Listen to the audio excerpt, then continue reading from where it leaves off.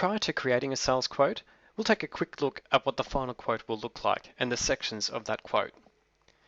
In this document, we have an area that is dedicated to the cover sheet, an area dedicated to the scope of work,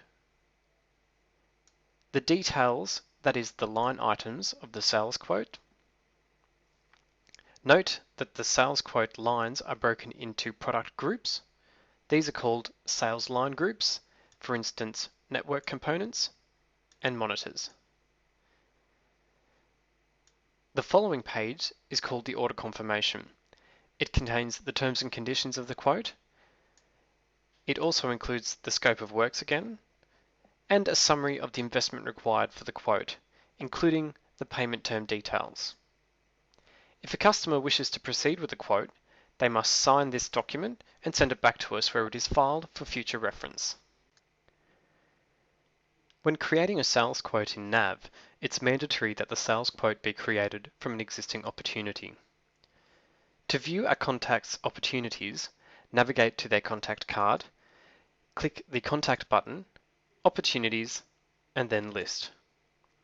This list details all won, lost, and in-progress opportunities for the current contact.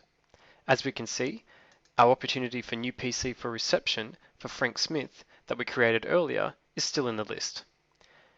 When we look at the sales document type and sales document number fields, we can see that they're currently empty, which means that this opportunity is currently not related to a sales quote. To relate the opportunity to a new sales quote, from the Opportunity window, click on Functions, Assign Sales Quote. This will generate a new quote document that is associated with the contact card and the opportunity. At this point, if the quote is for a contact who is not yet a customer in NAV, you'll need to drill down on the Customer Template field and select Standard. Following this, we can add line items to the sales quote. All of our products and services are created as item cards within NAV. To add these items to sales quotes, navigate to the next available line, select Item as the line type, and from here we can specify the product number associated to the product or service that we want to quote. To search for a product, knowing part of the item number code, simply click in the number field and start typing the code. When you have found the item, click on the item and say OK. You'll note that NAV has now populated the number field with the product code of that item. Tab off this field to have NAV populate the rest of the details. As you can see, NAV has completed the description of the item as well as the cost of the item. Some other line details have been automatically populated for you. The sales line group is mandatory for all items on a sales quote. This field dictates how the item should be grouped together when displayed on the sales quote.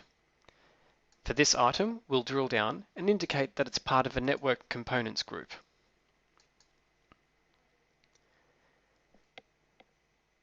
After we have specified the sales line group, we may enter the quantity of the item to be quoted. Be sure, after entering the number, to tab off the field. You'll note that NAV has started to calculate some of the profitability details for this sales quote. To add more items, simply move to the next line and start again. On this quote, we'll add another item.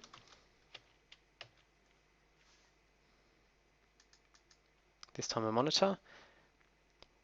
Tab off the number field.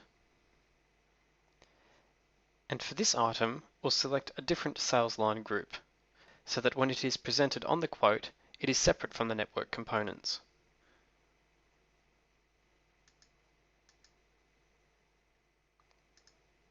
We will update the quantity and be sure to tap off that field. Once again, you'll note that the profitability details of the quote have been updated. To update the contents of a cover sheet for a quote, navigate to the Cover Sheet text button. Clicking this button will open Microsoft Word. Using Microsoft Word, you can populate the contents of the cover sheet.